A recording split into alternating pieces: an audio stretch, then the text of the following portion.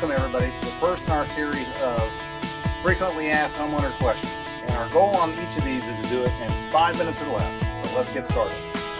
One of the biggest questions we get asked when we get a phone call from someone that says, I have a problem with my water heater, and we say to them, that's great. What kind of water heater is? What do you mean what kind of water heater?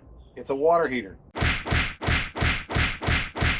Well, folks, there's a lot of different kind of water heaters out there. We do a lot of work with Rheem, so since we put a lot of them in over the years, after 8, 10, 15 years, whenever they're finally dying, we end up taking them back out again. So in our boneyard here, we have a lot of our heaters that have come out of houses. I have 3 just right here, and they show 3 very different things. Now, obviously, you can see the 30-gallon low one that's over here. It's obviously probably going to end up in a lot of spaces that these other 2 don't have any chances of going into. So that might be a little easier to see. That might end up in a laundry room or underneath a counter someplace where these other ones are not going to fit. But most importantly, you can see as I wrote right on the front of there, this is a 30-gallon water heater, but also too, it's got 3,500 watt elements. And that's very important because we don't want to put in the wrong size electrical system on this. And they come in a 3,500 watt system and also a 4,500 watt version. If we don't end up with the right one, that can be problems for your electrical system. So whenever you do call and you're talking to your plumber about, hey, I have a problem with my water heater, and they start asking about that, these are, again, some of the things that are important is not just the gallons, but also too, if it's an electric water heater, versus that if it is an electric water heater, is how many watts is the elements in there. Now, skipping our gas one in the middle and jumping down here to our electrical one here, you can see this is a 50-gallon, 4,500 watt water heater. So this has a little bit higher wattage on here. That means it's going to heat the water just a little bit faster, but it also means because it's drawing more, it's not suitable. Where one goes, the other one is not suitable just to go in place of, from the wattage standpoint. Obviously, from the size standpoint, that's very indicative. So 30-gallon, 50-gallon, different size electrical connections, also not just different size water heaters. Then we come here into the middle, where we have our 50-gallon natural gas water heater.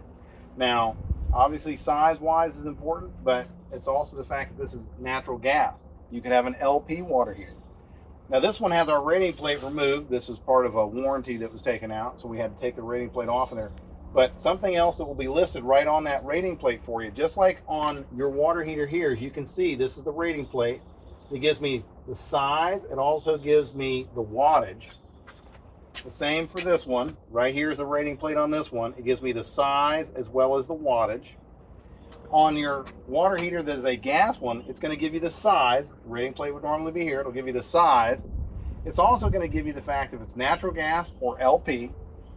Then another very important part that your plumber will probably ask for is how many BTUs is it? And it's going to list that on that rating plate for you.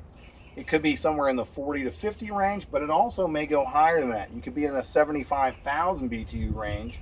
And if that's the case, this water heater, it's a special water heater. It's going to be a little bit higher cost, but it's going to also be doing a much better job of heating your water for you. It could be that you have a heating system that connects into there that works with your furnace, so that it takes hot water from here and uses that to heat the air going into the house. We do see that a lot here in Florida. Those were old aqua coil systems. A lot of them are still out there and still being used. They work very well. When you call around and you talk to somebody, if they're not asking you on your water heater how many BTUs it is, they may be sizing the incorrect water heater for you. So that when they come out there, if they don't have the right size, there's going to be an upcharge and possibly delay in getting it, because those higher BTU water heaters are not as easy to get as the regular ones. But it's important if you have an aqua coil system, so a system where the hot water in the water heater is actually what's going to be heating the air in your house during the winter time if you turn on the heater. And here in Florida, especially southern Florida, it doesn't happen that often, but you do have times where you use it. And whenever you do use it, you want to make sure it's working correctly. If you have a lower BTU, so a 40 or 50,000 BTU unit, it will not correctly heat the water for your furnace, and it will also then put a super draw on it as it's being used for your house. You'll end up with cold water during the winter time, and you won't end up with warm water or warm air coming out of your furnace. And that's, of course, if it gets changed out. Now, this is just a quick selection. We have a lot of different kind of water heaters here in our boneyard, but this was just a quick look, and you can see how, even though just using 3 water heaters, there's so many different versions of it out there. With gas water heaters, there's a lot more versions that could have a blower motor on top. Those are going to be a little more expensive, but they're also more efficient. We also have electric water heaters that have insulation, a thicker insulation on there. Uh-oh, our time's ringing. That means that our 5 minutes are up. Hopefully we've gotten the chance to give you a little bit more education about what it looks like whenever you call the plumber and he says, hey, that's great, I want to be able to come out there and take care of your water heater for you, but unfortunately I need to know a little bit more information. So if you notice there's a problem with the water heater and you're going to be calling into your plumber, whether it be us or whether it be your plumber, wherever you might live, you want to make certain you're getting some of these important components on there. If there's any issues, maybe before you leave from home and you head to work, try to make sure you have this stuff taken down. So that way, if you're having to call the plumber from your office or away from home, you'll have that information to be able to give them.